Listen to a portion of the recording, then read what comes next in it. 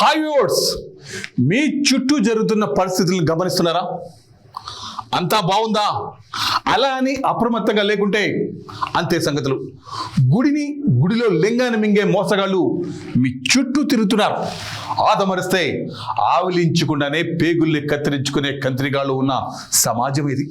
అందుకే మోసగాళ్ళ నుంచి, నేరస్తుల నుంచి మిమ్మల్ని అప్రమత్తపరిచే మా ప్రోగ్రాం క్రైమ్ అలర్ట్.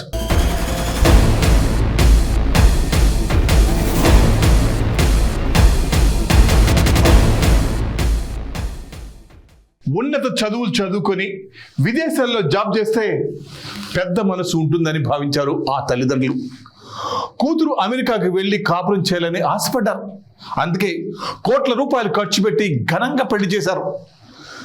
100 ముందు 7 అడుగులు నడిచారు, 3 ముళ్ళు వేసి జీవిత భాగస్వామ్యం చేసుకున్నారు. జీవితాంతం కష్ట సుఖాల్లో తోడుగా ఉంటానని ప్రమాణం చేశాడు. పెళ్ళైన 3-4 భార్యని తీసుకొని అమెరికాకు ఎగిరిపోతే అందరూ సంతోషించారు. సంవత్సరం గడిచాక కొడుకు పుట్టడంతో బంధువుల ఆనందానికి అవధులు లేకుండా పోయింది. సీన్ కట్ చేస్తే భార్యని ఇండియాకు పంపిన అతను అదనపు కట్నం కావాలని వేధించాడు. భార్య సస్యమేర అనడంతో 2వ పెళ్లికి సిద్ధమయ్యాడు ఆ నీచుడు. బంధువుల ద్వారా విషయం తెలుసుకున్న భార్య అత్తారింటికి వెళ్ళగా అత్తమామలు అప్పటికే ఇంట్లో నుండి పరారయ్యారు. సో అమెరికాలో ఉన్నంత మాత్రాన అందరూ గొప్పోడు కాదు. 1కి 2 సార్లు ఆలోచించండి. తొందరపడి నిర్ణయం తీసుకుంటే ఆ తర్వాత బాధపడేది మీరే. ఆంధ్రప్రదేశ్లోని తిరుపతి రూరల్ మండలం తుమ్మగుంటలో నివాసం ఉంటున్న కొమ్మినేని లోకయ్య నాయుడు పద్మజ దంపతులకు సిద్ధేశ్వర ప్రసాద్ అనే కుమారుడు ఉన్నాడు. అమెరికాలో ఉద్యోగం చేస్తున్న సిద్ధేశ్వర ప్రసాద్ కు గూడూరుకు చెందిన ఓలేటి సోనితో 2014లో పెద్దలు ఘనంగా పెళ్లి జరిపించారు. వివాహం అనంతరం భార్య సోనిని అమెరికాకు తీసుకెళ్లాడు సిద్ధేశ్వర్. కొన్నాళ్లు బాగానే కాపురం సాగింది. కలిసిమెలిసి బాగానే జీవిస్తూ ఉండేవారు. అయితే 2015లో మగబిడ్డకు జన్మనిచ్చింది సోని.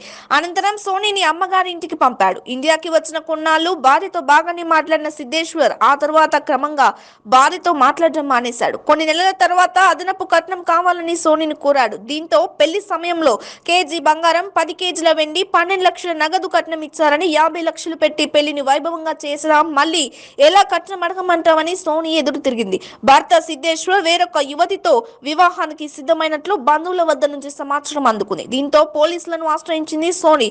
భర్త అత్తమామల నుంచి ఎలాంటి సమాధానం రాకపోవడంతో నేరుగా అత్తగారింటికి వచ్చింది. విషయం తెలుసుకున్న కొమ్మినేని లోకయ్య నాయుడు, పద్మజ అప్పటికే పరారయ్యారు. దీంతో సోని అక్కడే ఆందోళనకు దిగింది. తన భర్త వచ్చే నెల 21న వేరే యువతితో పెళ్లికి సిద్ధమయ్యాడని, తనకు న్యాయం చేయాలని పోలీసులను వేడుకుంటుంది. అమెరికాలో మంచి ఉద్యోగం అని కూతుర్ని ఇచ్చి పెళ్లి చేస్తే ఇంత అన్యాయం చేస్తాడనుకోలేదని సోని తల్లిదండ్రులు వాపోతున్నారు.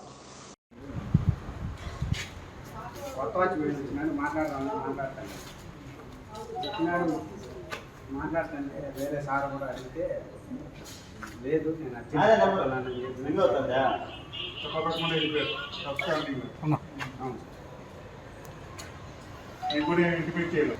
మార్నింగ్ కూడా చెప్పలేదు. చెప్తే చెప్పినామని చెప్తాను. నైట్ వచ్చి ఎర్లీ మార్నింగ్ ఇస్తారు. రోజు ఉండేవారు, ఇవాళ వెళ్తారు. రోజు ఎవరో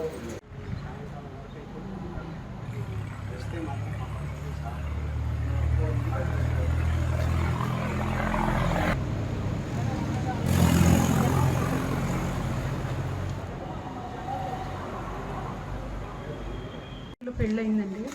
లోకయ్య నాయుడు గారు వాళ్ళ అబ్బాయి సిద్ధి గణేశ్వర ప్రసాద్తో పెళ్ళయింది. వారం రోజుల తర్వాత అమెరికాకి తీసుకెళ్లారు. అక్కడ బాబు పుట్టిన తర్వాత నవంబర్ 2015లో నన్ను బాబుకి తలనీలాలు తీయించడానికని ఇక్కడికి తీసుకొని వచ్చారు తిరుపతికి. అప్పటి నుంచి నాకు ఆ అబ్బాయితో ఏ రకమైన సంబంధం లేదండి. ఆ అబ్బాయి నాతో ఫోన్లో కూడా మాట్లాడలేదు. ఇప్పుడు ఆ అబ్బాయికి పెళ్లి చేస్తున్నారండి, 2వ పెళ్లి చేస్తున్నారు. నాకు ఇక్కడ ఇంకా డివోర్స్ అవ్వలేదు. నాకు ఒక బాబు ఉన్నాడు, చిన్న బాబు. చిన్నప్పటి నుంచి ఈ అబ్బాయి ఇక్కడికి వచ్చినప్పటి నుంచి ఎప్పుడూ ఆ అబ్బాయిని పట్టించుకోలేదు. ఇప్పుడు అబ్బాయికి 2వ పెళ్లి చేస్తున్నారు అంటున్నారు. మ్యారేజ్ ఇప్పుడు ఎంత ఇచ్చారమ్మా? మాకు పెళ్లి ఖర్చులకి అయితే 50 లక్షలు ఇచ్చారండి. డబ్బులుగా అబ్బాయికి 10 లక్షలు ఇచ్చారు. ఆడపడుచు కట్నం 2 లక్షలు ఇచ్చారు. వెండి వెండి 10 కేజీలు ఇచ్చారు, కేజీ బంగారం ఇచ్చారు. మాకైతే ఏమీ ఇవ్వలేదు. నా బంగారము, వెండి, మిగతావన్నీ కూడా వాళ్ళ దగ్గరే ఉన్నాయి. ఈ అబ్బాయి యుఎస్లో పుట్టాడు. ఈ అబ్బాయికి పాస్పోర్ట్ కానీ, ఇంకా ఓసీఐ కార్డు కానీ, ఇంకా వేరే డీటెయిల్స్ ఏవి నాకు ఇవ్వలేదు. అన్నీ వాళ్ళ దగ్గరే పెట్టుకున్నారు డాక్యుమెంట్స్. నా పాస్పోర్ట్ కూడా వాళ్ళ దగ్గరే పెట్టుకున్నారు, నాకు రిటర్న్ చేయలేదు వాళ్ళు. అంటే ఆ తర్వాత మీరు వచ్చి అడిగారు కదా మీ మామ మీ అత్తతో మాట్లాడారు, ఏం చెప్పారు వాళ్ళు? వాళ్ళు ఇంకా మామూలుగా ఇంకా ఎక్కువ డబ్బులు కావాలని, ఇంకేదైనా ఎక్కువ డబ్బులు వస్తే తీసుకెళ్తామని ఇలాంటివి చెప్తున్నారండి. ఇంతకుముందు కూడా నేను యుఎస్ తీసుకెళ్తానికి కూడా మా నాన్నగారి దగ్గర నుంచి 3 లక్షలు డబ్బులు తీసుకున్నారు. ఫ్లైట్ టికెట్స్కి కావాలి అని చెప్పి డబ్బులు తీసుకొని తర్వాత పంపించారు యుఎస్. అంటే ఏంటి మీరు వచ్చి మాట్లాడినప్పుడు డబ్బులు డిమాండ్ చేశారు మళ్ళీ? అవునండి. ఈ అబ్బాయికి గుండు చేయించినప్పుడు కూడా వాళ్ళు కొన్ని గిఫ్ట్స్ అలాంటివి ఇస్తారు కదండి, అవి కూడా తీసుకోవడానికి అప్పుడు నేను ఇవ్వనంటే కూడా నన్ను కొంచెం ఇచ్చేసి తీసుకున్నాను. ఏం డిమాండ్ చేస్తున్నారమ్మా మీరు ఫైనల్గా? నాకు మా అబ్బాయికి న్యాయం చేయమని అడుగుతున్నాను. పోలీస్ స్టేషన్లో కంప్లైంట్ ఇచ్చారా? ఇచ్చానండి, ఇక్కడ దిశ పోలీస్ స్టేషన్లో ఇచ్చాను. ఇప్పుడు వచ్చి చూసారా? వాళ్ళ ఇంట్లో ఉన్నారా వాళ్ళు? వాళ్ళ ఇంట్లో లేరండి. ఈరోజు నిన్నటి వరకు ఉన్నారంటండి. నిన్న పోలీసులు ఫోన్ చేశారు ఇక్కడికి, ఆ తర్వాత వాళ్ళు ఇక్కడి నుంచి వెళ్ళిపోయారండి.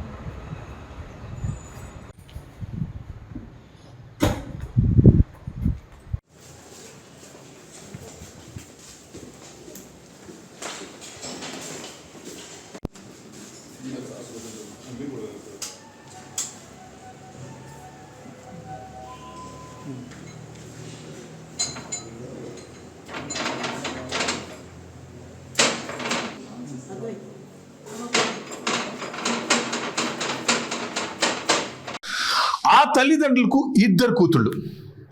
తమ ఇంట మహాలక్ష్మిలే పుట్టారని సంబరపడ్డారు. అల్లారు ముద్దుగా పెంచుకున్నారు. ఇరువురికి వివాహాలు చేసి సంతోషంగా జీవితం గడపాలని ఎన్నెన్నో కలలు కన్నారు. తమ కోసమే కష్టపడుతున్న తల్లిదండ్రులకు చేదోడు వాదోడుగా ఉండాలని వ్యవసాయ పనుల్లో తండ్రికి సాయం చేసేవారు. ఆ రోజు కూడా కబుర్లు చెప్పుకుంటూ తండ్రితో పాటు వ్యవసాయ క్షేత్రానికి వెళ్ళారు. వర్షం కురుస్తుండటంతో కాసేపు చెట్టు కింద నిలబడమే వారు చేసిన పెద్ద తప్పైంది. ప్రకృతి కూడా ఆ కుటుంబాన్ని చూసి కన్ను కుట్టిందో ఏమో. విధి వక్రీకరించి తమ కూతుళ్ళలో ఒకరిని మింగేసింది.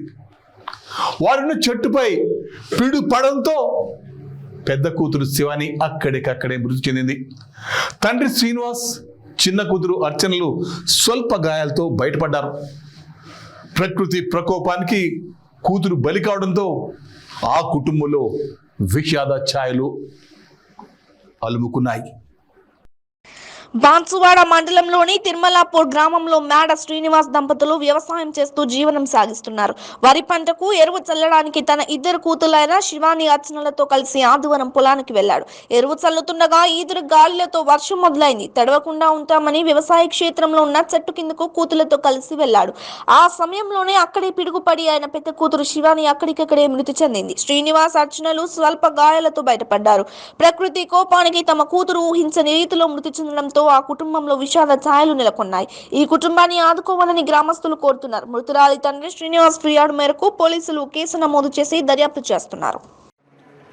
మందు చల్లడం అయిపోయిన చెట్టు దగ్గరికి వచ్చినాం, ఇంటికి వస్తామని.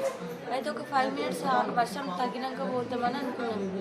ఇక ఒకటి సైడ్లో అయిపోగానే అక్క పడిపోయింది, మేమిద్దరం కూడా పడిపోయినాం. కాళ్ళు చేతులు బాగా తిమ్మలు వచ్చినాయి. ఆమె లేపినాక వర్షం ఫుల్ పడ్డది. కిందికి మొత్తం ఇట్లా షాక్ వచ్చినట్టు వచ్చేసింది కాళ్ళకి మొత్తం.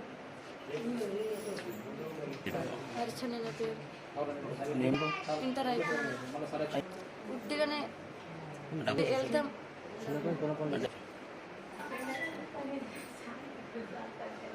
శ్రీనివాసు, మా తిరుమలాపూర్ గ్రామము. నాకు 2 కూతుర్రు, కొడుకులు లెక్క పనిచేస్తుండ్రి.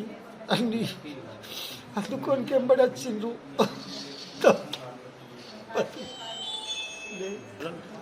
డిగ్రీ పూర్తయింది, ఒకళ్ళు చనిపోయినామే డిగ్రీ పూర్తయింది. ఇవి ఇంటర్, చిన్న ఇంటర్.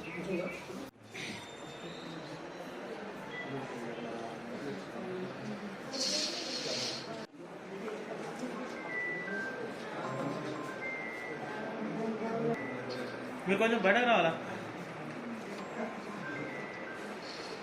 నిరుపేద కుటుంబంలో పుట్టిన ఆ ముగ్గురు అక్క చెల్లెలు చిన్నప్పటి నుండి ఎన్నో కష్టాలు అనుభవించారు. పెద్దవారై పెళ్లిళ్ళు చేసుకున్నా కూడా తమ కష్టాలు తీరకపోవడంతో ఎలాగైనా డబ్బులు సంపాదించాలని, కనీసం తమకు పుట్టిన బిడ్డలనైనా మంచిగా చదివించాలని ఆలోచించారు. బంధువులు చెప్పిన సమాచారంతో మస్కట్ వెళ్తే డబ్బులు సంపాదించవచ్చని భావించారు. ఏజెంట్ సహాయంతో మస్కట్ వెళ్ళారు ఆ ముగ్గురు అక్క చెల్లెళ్ళు. కొంతకాలం సాఫీగానే సాగింది అక్కడ వారి పని. ఇంతలో ఏమైందో ఏమో కానీ ముగ్గురులో ఒకరు కంచిపోగు రాజమణి మస్కట్లో మృతి చెందింది. నున్నకు చెందిన విజయం మిస్ అయినట్లు నాగమణి అంబాసి దగ్గర ఉన్నట్లు బంధువులకు ఏజెంట్లు సమాచారం ఇచ్చారు. అసలు మస్కట్లో ఏం జరిగింది? హఠాత్తుగా రాజమణి చనిపోవడానికి కారణం ఏంటి? మరో సిస్టర్ విజయ మిస్ కావడం వెనుక మిస్టరీ ఏముంది? డబ్బులు సంపాదించడానికి వెళ్ళిన ఆ అక్క చెల్లెలు చెల్లా చెదురుగా కావడానికి ఎవరు కారణం? విదేశాలకు వెళ్ళేవాళ్ళు అప్రమత్తంగా ఉండండి. మరి ముఖ్యంగా మహిళలు ఇరుగు పొరుగు వారిపై ఒక కన్ను వేసి ఉండాల్సిన అవసరం ఎంతైనా ఉంది. నూజివీడు పట్టణం ఆశ్రయపేటకు చెందిన ముగ్గురు అక్క చెల్లెలు డిసెంబర్ 2021 మస్కట్ వెళ్లారు. కాగా ముగ్గురిలో ఒకరు కంచిపోగు రాజామణి మస్కట్ లో మృతి చెందింది. నున్నకి చెందిన గొల్లమందుల విజయ మిస్ అయినట్లు నాగమణి అంబాసి దగ్గర ఉన్నట్లు బంధువులకు ఏజెంట్లు సమాచారం ఇచ్చారు. పశ్చిమ గోదావరి జిల్లా ఏలూరుకు చెందిన ఏజెంట్ శిరోమణి తనకు చెందిన ఏజెంట్ వెంకటేశ్వరరావు ద్వారా సమాచారం అందించారని బంధువులు తెలిపారు. స్థానిక ఎమ్మెల్యే మేక వెంకటప్రసాద్ వద్ద మొరపెట్టుకున్నారు బాధితులు. జిల్లా కలెక్టర్ ఉన్నతాధికారులతో మాట్లాడి న్యాయం చేస్తామని హామీ ఇచ్చారు స్థానిక ఎమ్మెల్యే.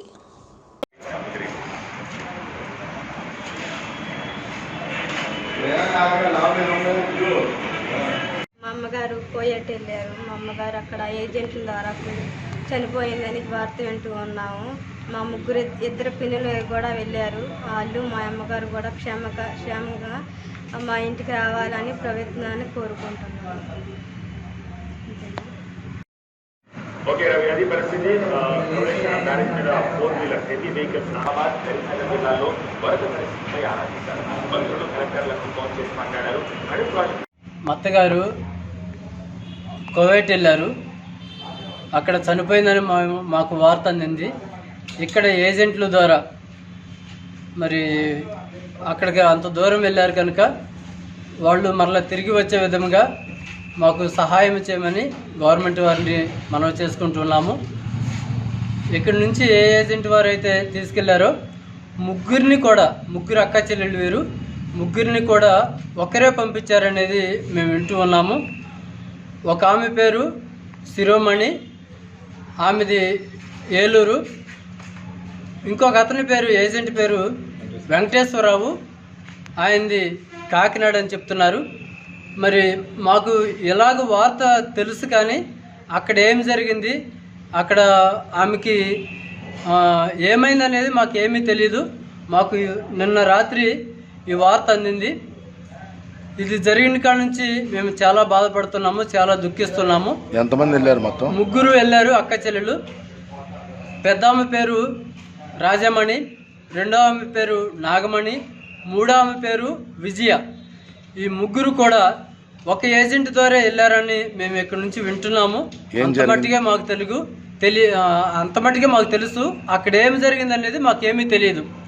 దయచేసి ఆ ముగ్గురు కూడా మా మధ్యకి వచ్చే విధంగా, ఒకవేళ చనిపోతే ఆ బాడీ మా మధ్యకి వచ్చే విధంగా, మిగతా ఇద్దరు కూడా తిరిగి మా మధ్యకి వచ్చే విధంగా పంపించవలసిందిగా గవర్నమెంట్ వారిని విజ్ఞప్తి చేసుకుంటున్నాం.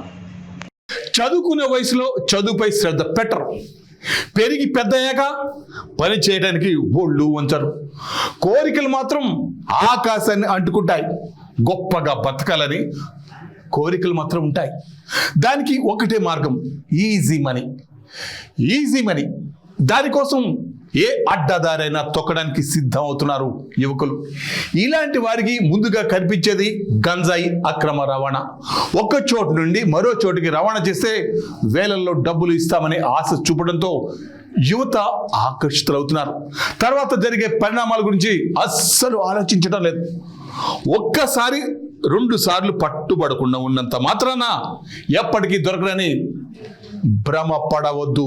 మీకు తెలియకుండానే మీ చుట్టూ తిరుగుతున్న కాగిలు కళ్ళు కప్పి తప్పించుకోలేరు. సో వ్యూవర్స్, కష్టపడి డబ్బు సంపాదించడం కష్టమైన పని, బట్ ఆ డబ్బుకు మాత్రమే విలువ ఉంటుంది. అడ్డదారులు సంపాదిస్తే అడ్డంగా బుక్ అవుతారు. తూర్పు గోదావరి జిల్లా గోకవరం మండల కేంద్రంలో బొలేరో వాహనంలో అక్రమ రవాణా చేస్తున్న 158 కేజీల గంజాయి పట్టుకున్నారు పోలీసులు. పట్టుకున్న గంజాయి విలువ సుమారు 8 లక్షలుగా ఉంటుందని పోలీసులు గుర్తించారు. బొలేరో వాహనం సీజ్ చేసి ఈ గంజాయితో పాటుగా 3 వ్యక్తులు, బొలేరో వాహనం, 10,000, 2 సెల్ ఫోన్లు, నగదు స్వాధీనం చేసుకున్నారు.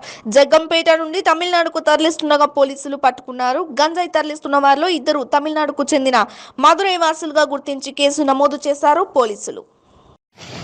ఈరోజు నార్త్ జోన్లో గోకవరం పోలీస్ స్టేషన్కి సంబంధించి గోకవరం ఎస్ఐ గారు అలాగే మా కోరుకొండ సిఐ గారు ఇద్దరికి రాబడిన సమాచారం మీద వచ్చిన సమాచారం ఒక ఖచ్చితమైన సమాచారం రాబడి సరైన పర్మిషన్ తీసుకున్న తర్వాత మన జూనియర్ కాలేజీ దగ్గర వెహికల్ చెక్ పెట్టి ఆ వెహికల్ చెక్లో ఒక వాహనాన్ని ఆఫ్ చేయడం జరిగింది. TN63 AU 7347.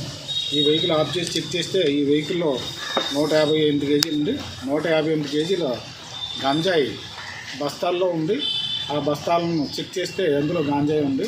ఆ గాంజాయిని దొరికిన తర్వాత తహసీల్దార్ గారు ఇంకా VRO గారు వాళ్ళందరినీ పిలిపించిన తర్వాత వాళ్ళ సమక్షంలో దాన్ని పరీక్షించి ఇది గాంజాయిగా నిర్ధారించిన తర్వాత తగిన మధ్యవర్తి రిపోర్ట్ అయ్యి రాసి వాళ్ళని అరెస్ట్ చేసి ఈరోజు రిమాండ్కి పంపిస్తున్నాం. వాళ్ళ పేర్లు వచ్చి కురప్ప వెళ్ళి మలై అంటే మదురై, తమిళనాడు జిల్లా, తమిళనాడు స్టేట్లో మదురై జిల్లా.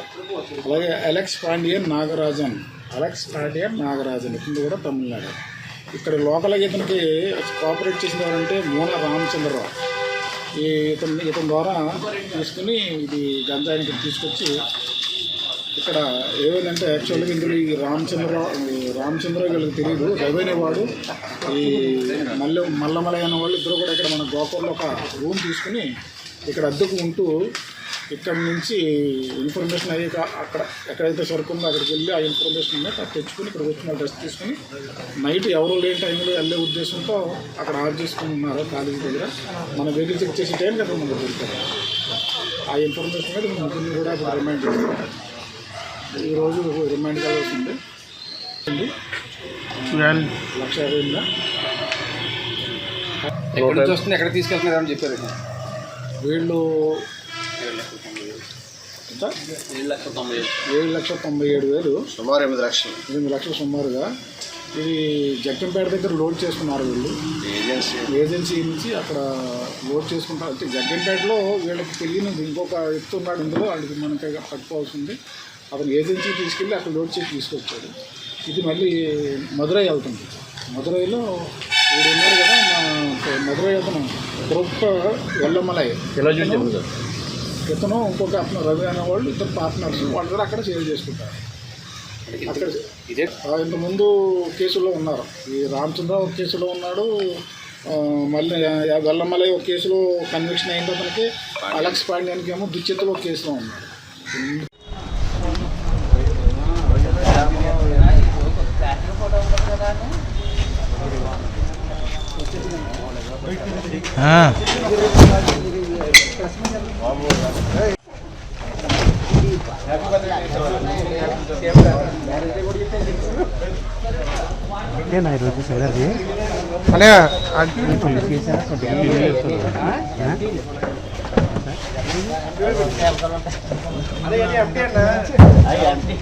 ఏమిటేనా ఏదో చేద్దానే.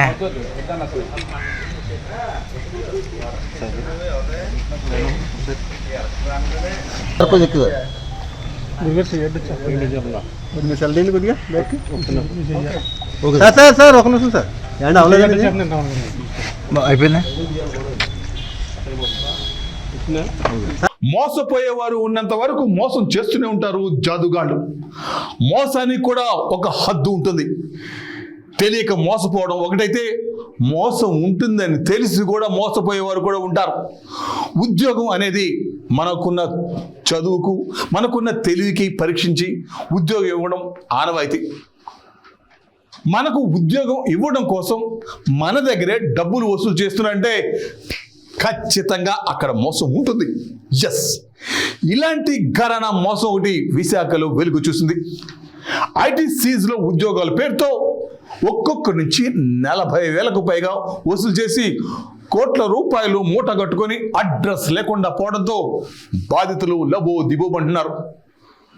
సో ఇప్పటికైనా నమ్మండి, ఇలాంటి ఘటన వేరే చోట పునరావృతం కాకుండా చూసుకోండి.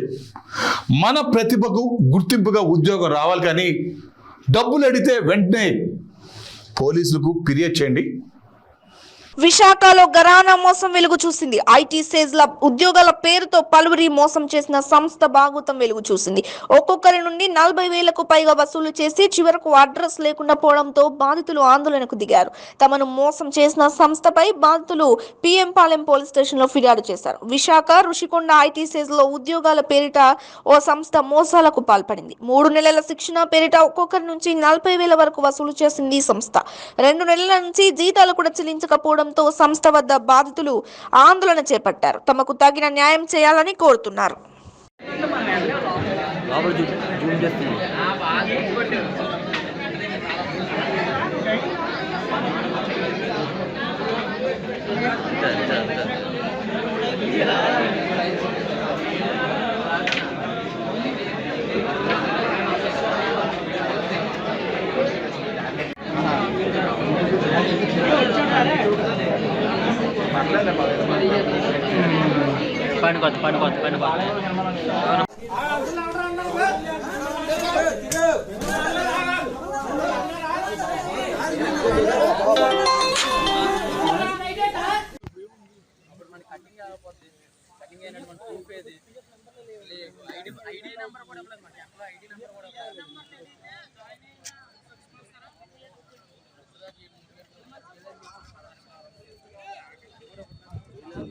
సో ఇది ఇవాళ క్రైమ్ అలర్ట్. మరిన్ని క్రైమ్ న్యూస్తో మళ్ళీ రేపు ఇదే సమయానికి మీ ముందుకు వస్తుంది క్రైమ్ అలర్ట్. చూస్తూనే ఉండండి నైట్ 5 న్యూస్. ప్రతి క్షణం ప్రజాక్షేమం కోసం.